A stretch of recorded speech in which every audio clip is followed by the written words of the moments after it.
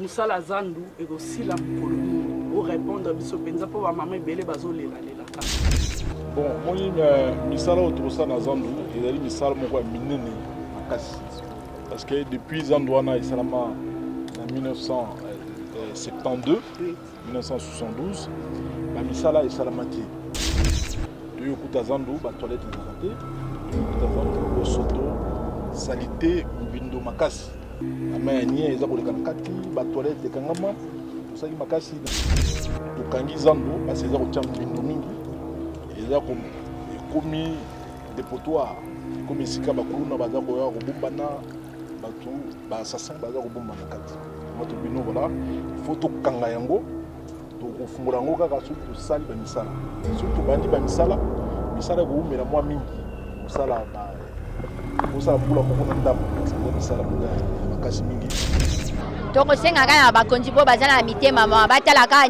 kolela na biso mpo toza na lisungi mosusu te soki nzambe akobeta bango na mitema bakonzi oyo batikali baya kosunga biso lokola babakisi 15 jours toza na esika ya kokende te sikoyo baporte nyonso eza ya kokanga sikoyo nzambe asunga bakonzi ya mboka wana asunga bango apesa bango mawa na motema mpo te baleka kosunga biso bango mpe bango nyonso babénéficie na badon oyo biso tomemeli bango mpo bayeba kobokolela biso bana oyo bazali en difficulté oyo bazangi bapapa na bamama oyo tobengaka bongo baorphelin alors nayebi na remercier bango ndenge bayembi biso na esengo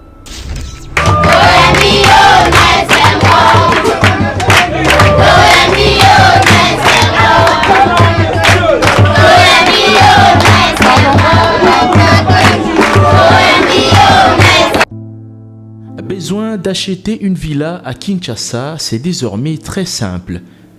Contactez Notariat Conseil et Assistance Noka, spécialisé en gestion des patrimoines. Des maisons à vendre à Kinshasa, à l'exemple de cette magnifique villa des 380 mètres carrés étalée sur un terrain de 906 mètres carrés aux prestations raffinées avec des très belles terrasses couvrant 23 pièces dont 5 chambres à coucher, le tout dans un cadre verdoyant où règne le calme absolu. Notre adresse, 8e niveau de l'ancienne galerie présidentielle, appartement B1. Téléphone, plus 243 91 042 68 18 ou nous écrire sur WhatsApp 0032 48 68 12 626.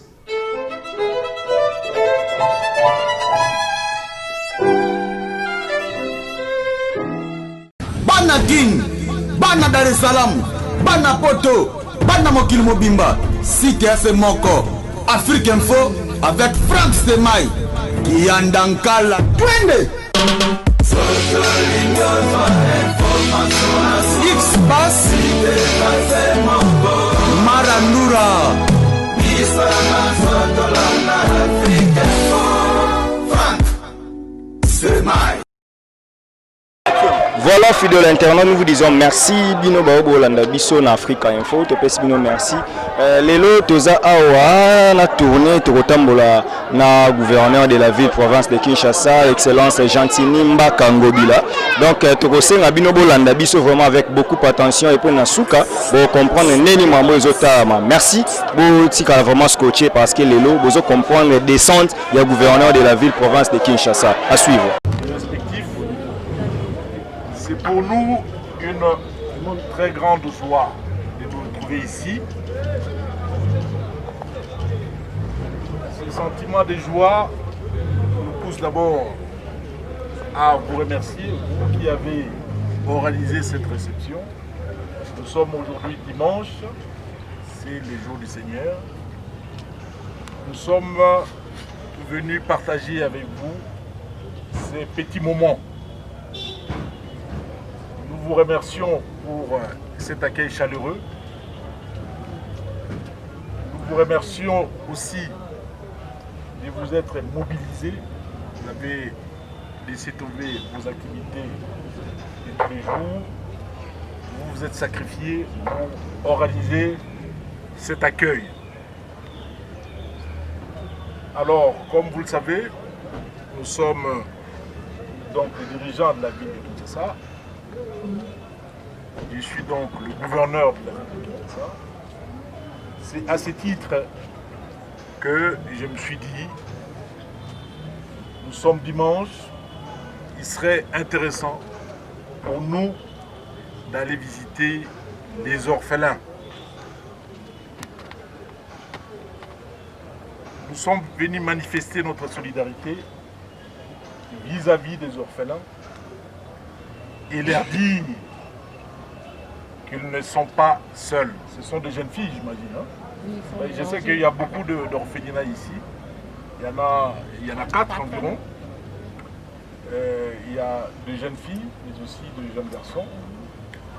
Je m'aimerais leur dire ici qu'ils ne sont pas seuls, bien qu'ils ont perdu leurs parents, mais ils ont aussi d'autres parents d'adoption.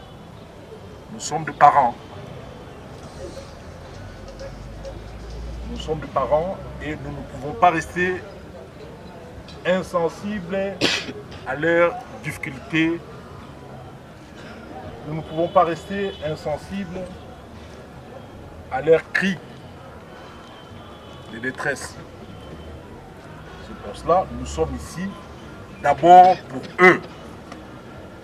Alors j'aimerais ici, comme j'ai dit tout au début, j'aimerais vous remercier d'abord vous les enfants. Bote mingi na bino ban sobana. Toye kota la bino. Toye esengo monene ya komona bino. Nous sommes très heureux de pouvoir vous voir en si bonne santé et nous vous remercions pour cela. Alors comme vous le savez, nous ne sommes pas venus les bras ballants. Nous vous avons amené un petit quelque chose. J'aimerais avoir la liste des effets que nous avons amenés ici. Alors, nous vous avons amené des sacs de semoule, des sacs de riz, des bidons d'huile, des sacs de sucre, des boîtes de lait, des boîtes de sardines et aussi des boîtes de corned-beef. Nous vous avons amené aussi des solutions hydroalcooliques pour vous permettre de vous laver les mains fréquemment, à tout moment, parce que la meilleure façon de mettre un obstacle entre nous et la pandémie coronavirus, c'est notamment le lavage fréquemment de mains. Donc nous devons nous laver régulièrement les mains. Nous devons aussi porter des masques. Nous vous avez amené ici des masques. J'aimerais avoir des échantillons ici pour remettre à la sœur thérésienne. Ok? Nous vous avons amené aussi des masques, des solutions hydroalcooliques et aussi plusieurs dispositifs de lavage de mains avec des solutions hydroalcooliques qui vont avec. Alors, comme l'a si bien dit le bourgmestre de la commune de Njili, l'air n'est pas au discours volubile. Nous allons passer aux choses sérieuses. Cela étant, on va remettre quelques échantillons à la sœur thérésienne. C'est la sœur Jeanne. La sœur Jeanne. Jeanne comment? Jeanne Ilangambo. Ilandambo. Voilà. Merci, sœur Jeanne. Vous avez quelques échantillons. Des masques pouvant nous aider à mettre une barrière entre nous et la pandémie coronavirus. Portez régulièrement vos masques. D'ailleurs, c'est une obligation, le port obligatoire des masques, c'est une décision de l'hôtel de ville pour lesquels tout le monde doit exécuter. Si vous mettez vos masques, vous n'allez pas attraper la maladie. Si vous lavez régulièrement le main, vous n'allez pas non plus attraper la maladie qu'on appelle le coronavirus. Donc lavez-vous les mains régulièrement, portez vos masques parce que c'est une obligation. C'est aussi un moyen de mettre une barrière entre vous et la maladie et surtout garder une distanciation physique, une distanciation sociale entre vous. La distance recommandée est celle de 1 mètre minimum. Donc gardez cette distanciation sociale.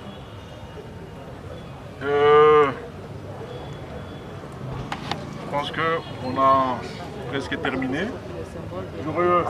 Comment? On a placé les effets que nous avons amenés là-bas. Nous sommes aujourd'hui dimanche. Le gouvernement de la ville a tout simplement décidé de rendre visite d'abord aux handicapés dans la commune de Limité. Ensuite, ici, dans la commune de Chili, je rendre visite aux orphelins. Il s'agit ici de 4 orphelinats venus ici au centre samaritain, une sœur thérésienne. J'aimerais ici remercier la sœur Jeanne qui encadre tous ces enfants orphelins. Et j'avoue que c'est une tâche assez difficile. Nous ne pouvons pas la laisser seule dans cette difficulté. Il s'agit non seulement de leur donner une formation adéquate, mais aussi de les nourrir tous les jours. Et c'est comme ça que nous avons commencé d'abord à Limité, où nous avons amené quelques dons, notamment des sacs de riz, des sacs de semoule, des bidons d'huile, des boîtes de sardines, des boîtes de corned-beef, du sucre également. Nous avons amené également des masques pour permettre à nos orphelins ainsi qu'aux handicapés de faire face donc à cette pandémie de coronavirus. Nous avons continué ici, également nous avons fait la même chose. Nous avons amené du sucre, nous avons amené des bonbons parce que nous avons beaucoup d'enfants ici. Nous avons amené des boîtes de conserve, des boîtes de sardines, des boîtes de corned-beef, des bidons d'huile, des sacs de riz, des sacs de sucre, des sacs de semoule aussi. Alors c'est une façon pour nous de manifester notre solidarité, nous l'hôtel de ville. C'est une façon aussi d'avoir cette proximité-là avec les gens en détresse, les gens en difficulté. Parce que vous savez, les enfants orphelins qui ont perdu leurs enfants vivent des moments assez difficiles. Vous imaginez un enfant de 5 ans qui n'a pas de parents, qui vit aux dépens de l'aide qui arrive quelquefois rare. Mais nous avons la chance ici dans notre pays, nous avons plusieurs organisations, notamment des orphelinats qui s'occupent des enfants abandonnés, des enfants orphelins. Alors j'aimerais dire à tous les Quinois d'une façon générale, à ceux-là qui ont une certaine responsabilité sociétale, de jeter un œil de ce côté-là, du côté des orphelinats, du côté des handicapés qui vivent des moments difficiles. Au lieu de continuer à donner, jeter l'argent par la fenêtre, dans des boulevards, au niveau du centre-ville, ils doivent se rapprocher des orphelinats, amener leurs dons et tout ça. Et puis, je pense que ça aiderait les enfants qui en ont grandement besoin. Merci papa. Est-ce que vous pouvez limboler biso maloba o nyonso tuna lingala po bato nyonso pe ba olanda yo ba yo kango vraiment bien. D'accord.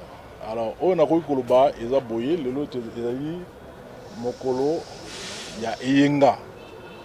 Mokolo yo biso bandimi na Yesu tokenda kosambela. Alors mokolo ya yenga na decidaki lelo natala baninga oyo tokotala na limité bahandicapé oyo baza na basituation difficile tokoki komona bango tomemeli bango mwa badon basaki ya fufu ya semoule benga yango fufu mpe basaki ya loso babidon ya huile baboîte ya basardine baboîte ya bacorn beef mpe tomemeli bango bamasque po bayeba komibatela na ntina ya bokono ya coronavirus. Tomemeli bango mpe badispositif oyo bakoki na basolution hydroalcoolique mpo basukolaka maboko ntango nyonso. Eza bageste oyo eza recommandé mpo totia barrière na coronavirus.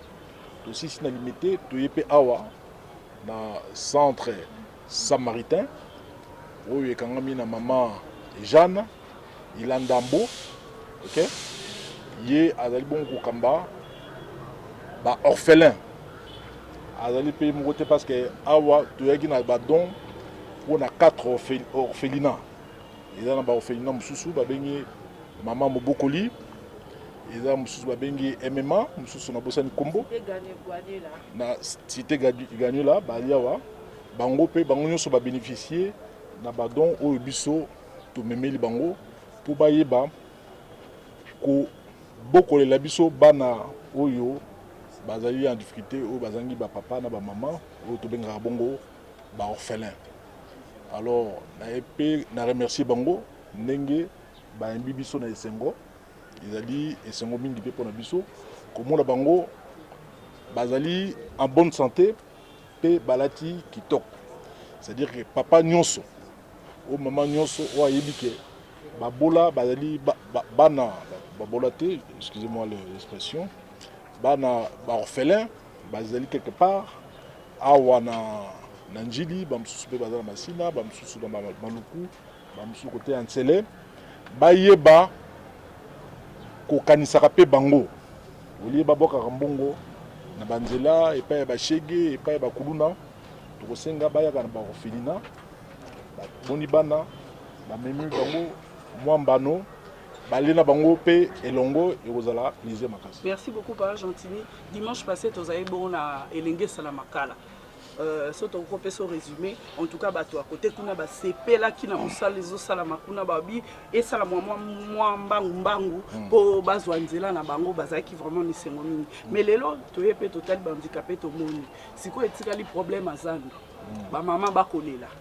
babi mosala zandu ekosila mokolo nini orépondre biso mpenza mpo bamama ebele bazolelelaka bayeba échéance.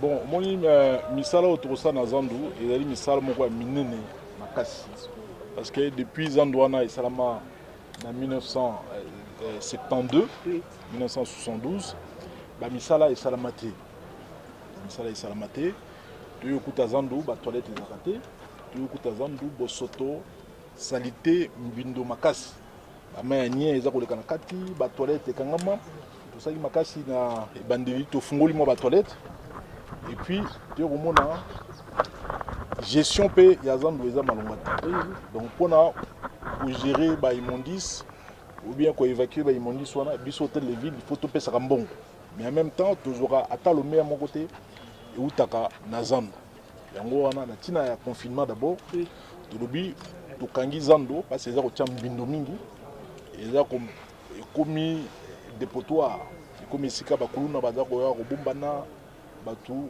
baassassin baza kobombana kati yango tolobi no voilà il faut tokanga yango tokofungola yango kaka soki tosali bamisala mais soki tobandi bamisala misala ekoumela mwa mingi ekosala mbula moko na ndambo parce que eza misala mpenza ya makasi mingi mpona komoderniser espace wana ya grand marché mais il faut pas bato bazala apprécier le plus important tobanda nano kokanga mpona koéviter ke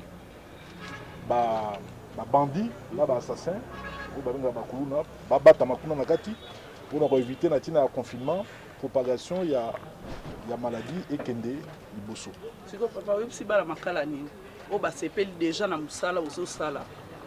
Bon lelo ezali mokolo toyaki mpona kotala bana tala bana totali bana na esengo soki mpenza koloba mpona kama bana makala selembau ya ngiringiri epai wapi balabala elengesa ebandi na kalamuti ngiringiri ekatisi bacommune mwa ebele ti lokoma monga fula tokosola yango mokolo ya malamu mpe tokozwa maloba ya koloba mingi metili ke mikolo koya biso moko vraiment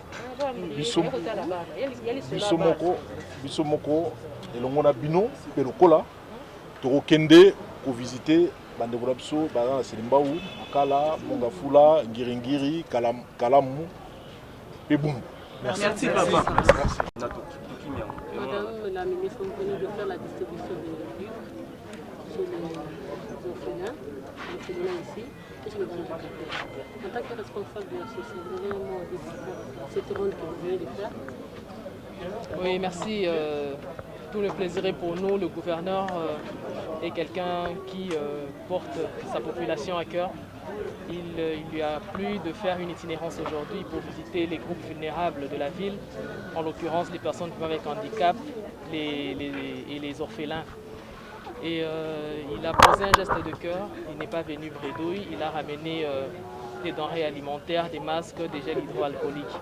Je pense qu'en tant que responsable du secteur dans la ville de Kinshasa, comme le dit le gouverneur, nous avons un défi à relever.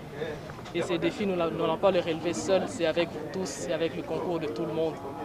Parce que, comme on dit, quand on espère en un avenir meilleur, il faut y mettre du sien. Beaucoup de volonté et surtout beaucoup de sérieux dans ce qu'on fait. Ça me fait toujours plaisir de me retrouver parmi les miens, les vulnérables, parce que nous avons un devoir moral de les rendre heureux, en tout cas de donner le meilleur de nous. Merci mingi, toye na gouverneur azamuto azana ndebaba motema na liboko. A tikarabana na été, na kin tozana ba groupe vulnérable batu po bazaya na handicap, bana ba orphelin et ba catégorie mosusu lelo ezalaki penza po na ba o bazana ba handicap na bana na biso ba orphelin totiki bango te. Gouverneur ayaki na biloko kolia ayena ba gel hydroalcoolique na ba lave-main pona ko sensibiliser bango ya ko garder ba mesures barrières. Vraiment merci mingi et ça langa toujours plaisir ya ko zala na katikati ya ba ebangande na benga bango mais gouverneur alobara toujours tous habitants sont un défi ezaya que promouvoir social condition ba kinois mais toko réussir ango biso moko te ezana bino nyonso elongo nde tobunda po ete lobi kinois na kinoise nyonso à vivre na ba condition esengeli. Merci. Bandeko na biso mbote. Tango omoni présence déjà à biloko, c'est vrai que le gouverneur n'a noyé te. Omoni déjà la présence à biloko ezoya pona koya kotala bino. Message nini oyo yo ozali na yango koki kopesa na baimboka bayeba kolanda biso.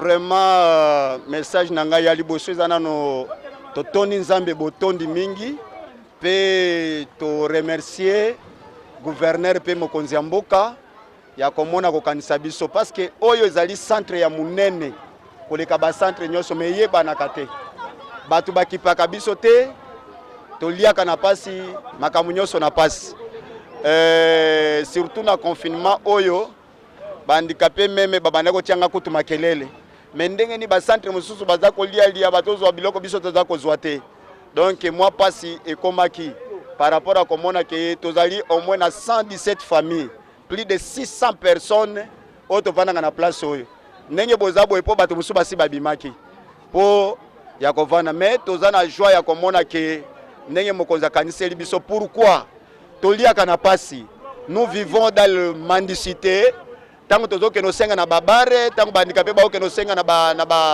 ba magasin mais ba magasin na ba kangi yango alors toyaki komona pona makambo etali coronavirus et COVID-19 toyaki komona ke bandikape nde bazali exposé na maladie wana parce que aliaka na temps du jour le fait que azana eloko kolia te place okende kosenga akoko nokuta na pena maladie et puis tango akozonga awa enyi koloba ke no biso nyoso toza ba candidat ya coronavirus yango tolobaki ke en tout cas ezambala liboso boye to mona boye mais ezambala suka te bakanisela kabiso parce que tozovivre mpenza na pasi même ata na baloko na biso ndenge ozomona awa eza kotanga na ndenge ya kosakana te soki mbula ebeti okuta handicapé mosusu aza aveugle, il est handicapé, il est aussi aveugle. Mbula ekobetela ya kopola kaka wana il faut baya komema ye toza na badifficulté moko makasi. En plus ba toilette na biso ndenge ezali awa tokolia bien mais soki bomeki kotambola bokuta penza ke no banyei ebimi penza ti likolo na ndenge ya kosakana ezali te. Alors lorsque handicapé azonguluma po ke nokota na wese wana en tout cas ezali lokola kaka tozobika na kati ya Mbote papa. Mbote papa. Papa, réaction ne goza nini esengo ne goza nini lelo gouverneur Gentini Mbaka aye kotala bino lelo en centre. Bon, en tout cas, ya liboso na opesa ye nzamba pambola ye abakisila ye ebele. Pona ndeso boye ata nani gouverneur baleka. En tout cas, we zamba la liboso oto mwana gouverneur ya liboso aya kotala biso. Biso awa tozalaka neti bantu babwaka biso. En tout cas nzamba pambola ye lelo pe tokosepela na bana na biso ekozala malamu. Donc confinement au moins epesi bino mwa souffle parce que bozali na moyen te mikolo nyonso. En tout cas nzamba pambola ye na minute oyo ndenge asungi biso na biloko oyo c'est que tokozala na biso esengo tovanda na ndako moya kotambola eza te. Nzamba pambola ye abakisile ebele. Merci papa. Toyepe papa na biso bino bakangi ba magasin ba bisika bokenda senga lisungi confinement te bigezaki pasi pona bino kasi lelo gouverneur ekotala bino et soulager bino par rapport à ba magasin des ya kokanga na ville mobile. En tout cas exemple ndenge wana vraiment esungi biso makasi parce que tozali pe na idée te ke ekosala mandenge oyo mais ndenge papa et gouverneur raisonner biso ezalo kwa na mikili ya poto pende ba raisonner batu nyonso o bavana na bandako. En tout cas soki boye to mona que changement déjà déjà na mboka na biso. Osenga nini na bakonzi mususu parce que ba gouverneur nyonso basala yango te au gouverneur Gentini peut-être comme taliboso nde papa lobby mais na bandeko mususu bakonzi pe mususu ko senga bango nini pona bandeko na bino pe mususu. Encore maman lelo za mwasi oza maman esengo na eza nini na kati ya confinement comment na gouverneur Gentini Ngobila aye kotala bino. Esengo na eza pour la moni akanisi biso nandimi ke yepe akanisi biso neti bana nyonso tu. Confinement ekangaki biso tozala kovivre na kosenga-senga te make ekangamaki moye tovivre na bana ezalaki te nzala bamalade me nakumisi nzambe ndenge aye kotala biso ayeli biso mpe biloko ezala mbaya pope ya suka te nzambe apambola ye. Ebongo bandeko ya ministère ya baaffaires sociales oyo basokipaka na bino basalaki ate signe te. Affaires sociales bon peut-être bakosala signe Merci maman. Merci beaucoup. Mbote maman. Bonjour papa. Maman réaction eza nini lelo gouverneur Gentini aye kotala bino na centre na pendant ba confinement. Papa esengo eza ya ebele moye tolobango eza te esengo eleki makasi. Eleki tellement eleki makasi na ba confinement biso handicapé to vivre akaka so to tie liboko na balabala epa bakonzi basungi biso siko kuna lokwa na Gombe bisika yo eza ya kokanga lisungi na biso eutaka ke pa bakonzi to pamboli nzambe lokola atindi papa Gentini ya kotala biso nzambe apambola ya bakisela ya ebele. Okosenga nini na bakonzi mususu oyo non baleki te mpo na kosunga bino mpo babakisi isu 15 jours. Tokosenga kaka na bakonzi po baza na mitema mama batalaka kolela na biso po toza na lisungi mususu te soki nzambe akobeta bango na mitema bakonzo batikali baya kosunga biso lokola babakisi 15 jours toza na esika ya kokende te tokenda tobimaka po bible elobi oyo abetaka porti nde bafongolelaka ye oyo asengaka nde bapesaka ye sikoyo baporti nyonso eza ya kokanga sikoyo nzambe asunga bakonzi ya mboka wana asunga bango apesa bango mawa na motema mpo te baleka kosunga biso eloko eleki kosunga eza te soki bango basungi biso nzambe mpe akopambola bango. Balobi gouverneur Gentini aza gouverneur ya liboso oyo aye kotala bino bosepeli nango tosepeli makasi oyo eza mbala liboso tomona gouverneur de la ville aya kotala bahandicapé po biso bahandicapé nde totambolaka na toza lokola eloko moko ezanga ntina me na nzela na ye Gentini papa Gentini abimi esika asalaka na biro na ye aya koya kotala biso eza lipamboli munene mpe esengo munene na kati ya mitema na biso. Koka te bahandicapé tokangami na basi na bana akufuma ya makasi bafami na biso donc moyen ezali te na makambo wana façon ya kovivre mpe ezali te bandikape biso totangi baklasse misala mpe eza te toza kosala te kaka eza na biso mama kasi toyokaki te bavotaki lwa moko mpona bino bahandikape basalaki loi organique na biso eutaka banda kala ezalaka me basinaka yango te ti lelo biso toza kosenge na gouvernement central na mokonzi ya mboka badepute nyonso bayokela biso mawa basignere biso loi organique wana ya personne viva avec na bisika tosala misala po tobika sino te bandikape bakomi kokufa bo baza na basite meme na bacentre toza kokunda bango biso moko boye ezali te yango toza kosenga na gouvernement central mokonzi ya mbeka oyo azali akoka kosino biso loi organique wana présidente mama de la province de Maïndombe, madame et messieurs les membres du gouvernement provincial, messieurs les directeurs généraux des régies, monsieur le cordon Kinshasa Bopeto, distingués invités, Bandeko Nyonso Alimete, Bandeko Afuna, Mbote na biso.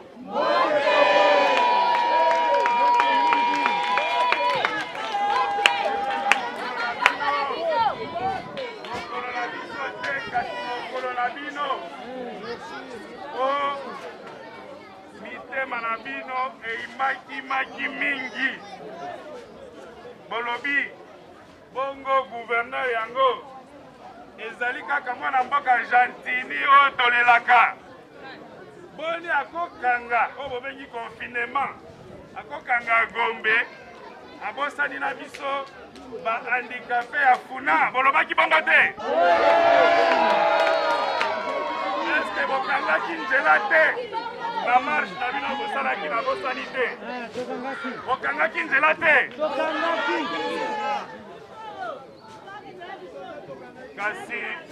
kasi commune elobaki boyo commune elobaki mokonzi aza na bana ebele kasi katikati ya motema na ye akoki kobosana ata moko te yango lelo bomoni quelque soit bisika bobatami boye po moto akota kote oyo eza mwa mpasi aye makolo alobi lelo Bartime lobiko na yo lelo Bartime lobiko na yo ozala na biblia te oyi Bartime o te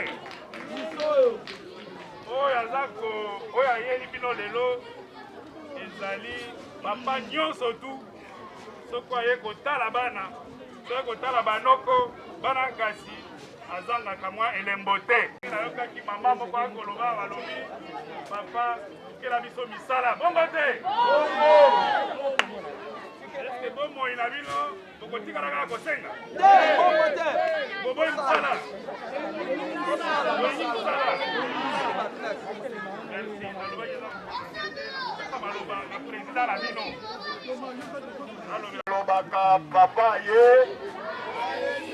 soki bomoni kaka esika papa ye mete nzala esili ata mbongo ya makala ezangaki ye aza na mécanisme ya kosala kaka mpo bozwa ata kondition ya vile mpe délégation nyonso boye mpe na nkombo ya chef de l'état nzambe apambola bino tozali centre ya monene na kati ya ville ya Kinshasa parmi les 12 centres oyo eza kohéberge bahandikape ebele mais totalaka na batelevizio bahandikape mosusu bazozwa baton bazozwa biloko me biso toyebanaka te parceke tobatami mais mokolo wana navandaki nzala eleki nayebisi bahandikape biso tozokende koya na nzela mituka oyo ekoleka soki bakokanga biso bakanga biso kolanda na ndenge le 4 lepre basalaki ntango tokendeki akangi biso wana na nzela bamemi biso epai ya bokomese ekwana bamemi biso na hotel de ville alobi makambo ekokoma epai ya mokonzi namoni ke maloba yango ekendeki pamba te yango mokonzi ye moko akiti na kati ya mabele oyo eske bokobetela mokonzi maboko lisusu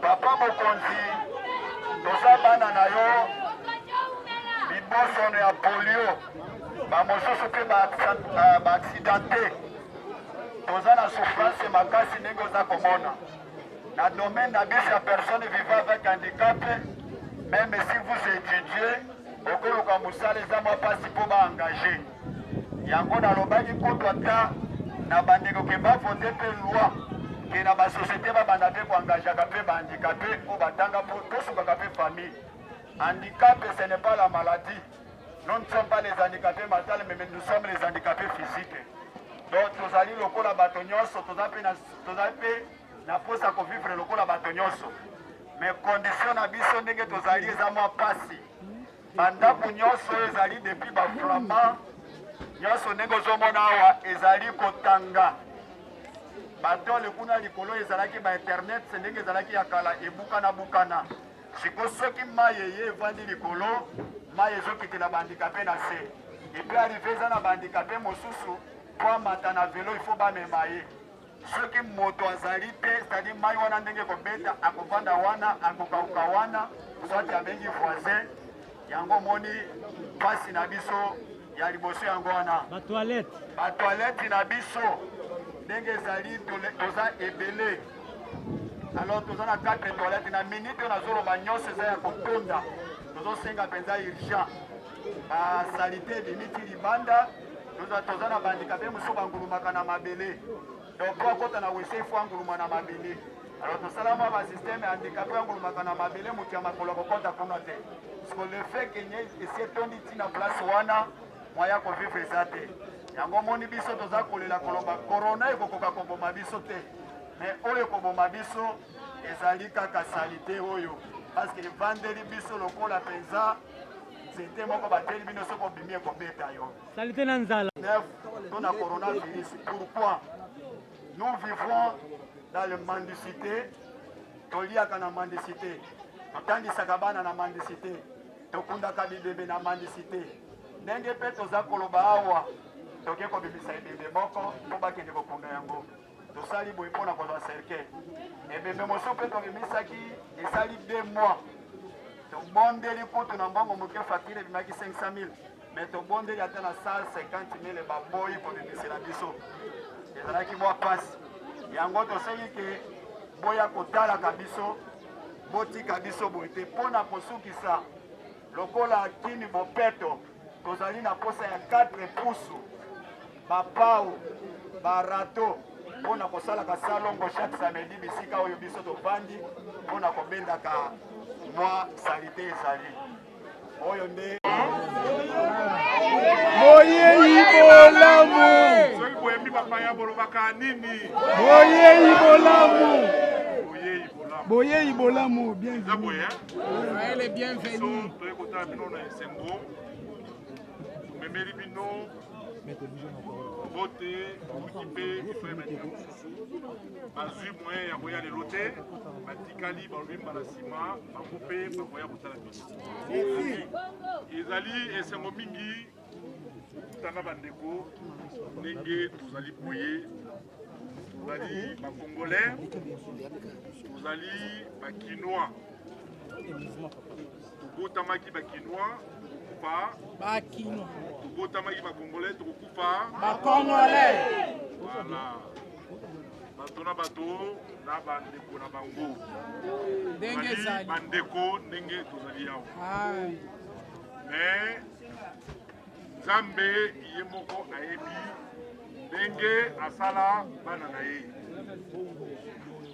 ok bato nyonso na mokili baza ndenge moko te mais nzambe atalaka mitema ya bato eza boye te eza boye nzambe atalaka mitema ya bato voilà yango wana tosi bino merci mingi ndenge boyambi biso lelo awa epai na bino biso pe ndenge toye kotala bino toyaki maboko pamba te. Vraiment. Ko limbolela bino position nini biso toye na yango. Mais yango wana nalingi koloba boye. Nalandi maloba motuya oyo président na bino alobi awa oyo bato nyonso balandi mpe bayoki. Naoki ozala ba difficulté ya makasi, la toilette ezali ya kotonda, la toiture ici est baby, mai ya mbula soki ebeti eza kokotela bino na bambeto moyebola malamu Exacté, vraiment. naoki yango mpe na kosenga na mama ministre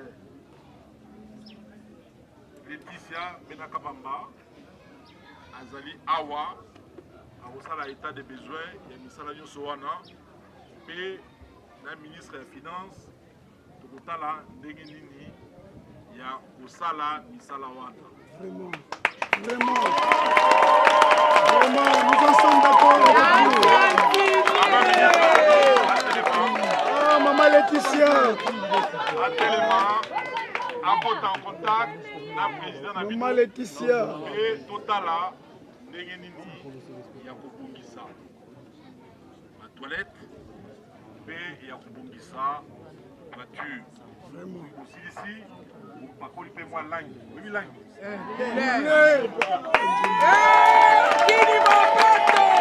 Otie mwa couleur oyo bandeko bavandi. Esengeli biso hôtel de ville to manifester solidarité na biso na bandeko na biso. Amen. Bango bazala bandeko biso te, bandeko na bango ezali Vraiment. soki oza kotambola nzela omoni ndeko no na pasi Amen. surtout babiso oyo tozwa mwa peut-être chance to malchance ya kovivre na bamboka bapaya na nzinga na yo azali te soki otala ndala mwana sénégalais ou bien malien obingi ye ndeko parce que pasi ya kokuta na congolais esika ovandi ezalaki mwa pasi congolais bazalaki rare soki okuta na mwa malien okuta na mwa ivoirien obi ah ndeko na ngai parce que ozomona ye aza ndenge moko na bandeko no otiki na kisasa. Alors mpo na yango ndenge na lobaki toyaki maboko pamba te toyaki na 117 sac ya loso, toyaki mpe na 117 sac ya semoule ezali awa, toza mpe na 117 sac et 117 cartons plutôt ya basardine ezali, tozali mpe na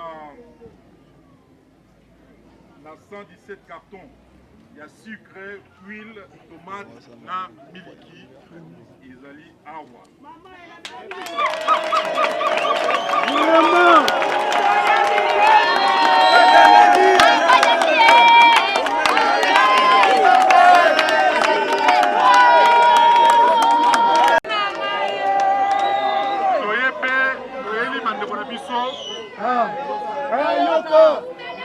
toyebi ke boza mpe na bana bana soki opesi bango mwa bonbon basepelaka. Toza na 10 carton ya bonbon na 5 carton lisusu ya babonbon lisusu. Alors lokola boyebi ke biso na Kinshasa bokono ya coronavirus esi ekoteli biso, na kosengela bino esengeli to mibatela. Komibatela ya liboso ezali moto na moto alata masque na ye po amibatela. Soki olati masque na yo komi na pokwa ya mbote olala osukoli yango mpe lobi otie yango lisusu. Mais ntango oza kolata masque wana faut koevite soki nano osukoli maboko te, faut koevite osimbaka zolo, osimbaka misu, osimbaka mono. Maladie ezokotela biso na kati soki osimbi zolo okota. Mais soki oza nango na maboko osukoli maboko nango na savon ale maladie moyen côté là oui pona ozwa mibatela pona ko mibatela ete ozwa maladie esengeli d'abord moto na moto alata masque na ye moto na moto a respecter moi distance parce que maladie wana eza koya na ntina basoi ya mike mike oyo toza koluba yango baposition na français soki yango ezwi yo mpe olekisi loboko na monoko na zolo maladi kokotela yo mais soki oza na masque na yo ntango nyonso oza kosukola maboko yambo te otya maboko na monoko to na zolo ubie na miso maladi ekozwa yo soki moke te alors na ntina yango toye na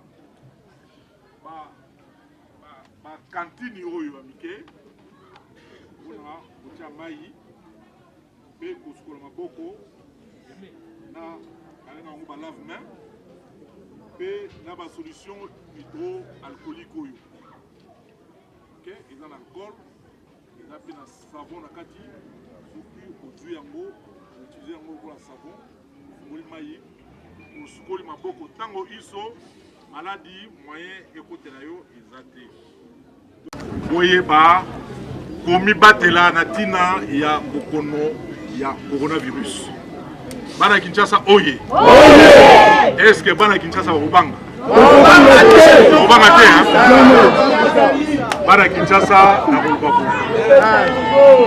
tokoki koyoka somo mais tokobanga oki tokoki koyoka somo mais tokobanga voilà maladie ya corona eza na somo mais tokobanga yango yango wana esengeli tomibatela po ete maladi ezwa biso te moto na moto ayeba kolata masque na ye moto na moto ayeba kogarde moi distance moi distance nazwi nakopona moko nakopesa na président ekangomi président lokola aza président alingi kaka azwa mwa ebele voilà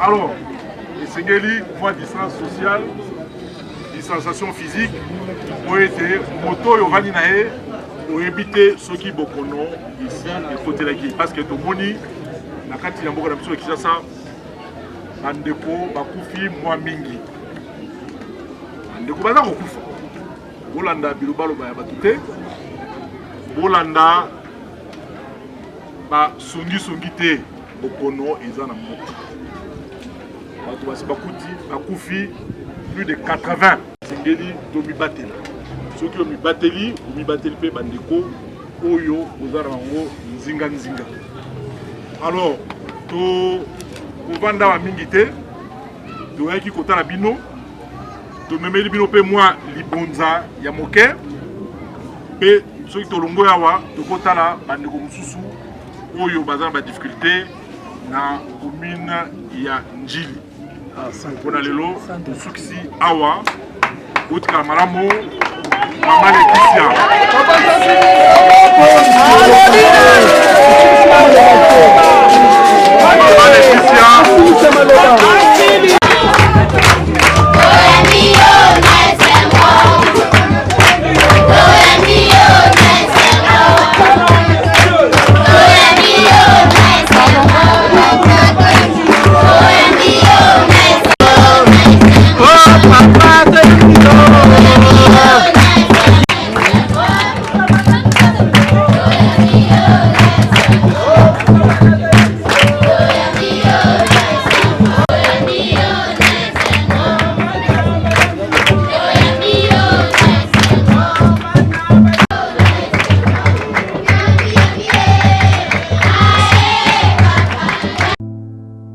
Besoin d'acheter une villa à Kinshasa, c'est désormais très simple.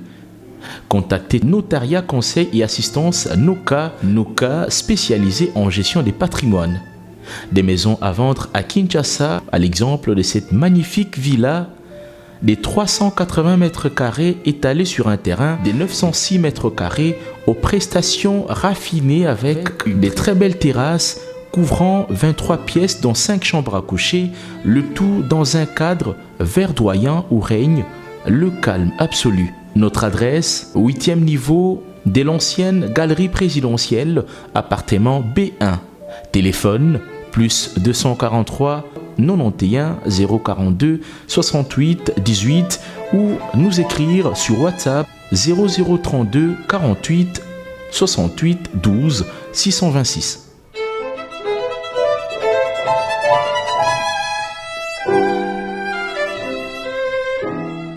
Bana King, Bana Dar es Salaam, Bana Poto, Bana Mokil Mobimba, CTF Moko, Afrique Info avec Franck Stemai, Kiandankala, Twende. X-Bass, Marandura, Franck Stemai.